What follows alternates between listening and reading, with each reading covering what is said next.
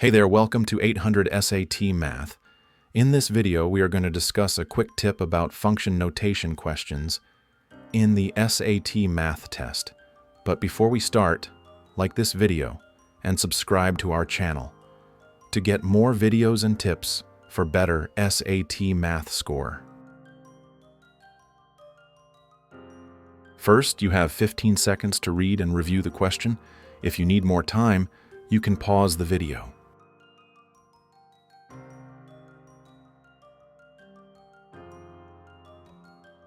To start with this question, first you need to substitute the c plus 7 instead of x in the function g.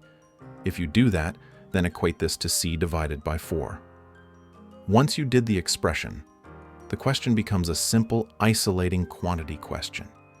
Start by eliminating the denominator of 4 by multiplying the whole expression by 4.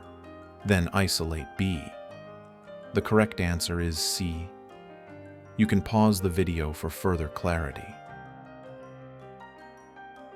Drop any question in the comments. Thank you for watching and happy studying.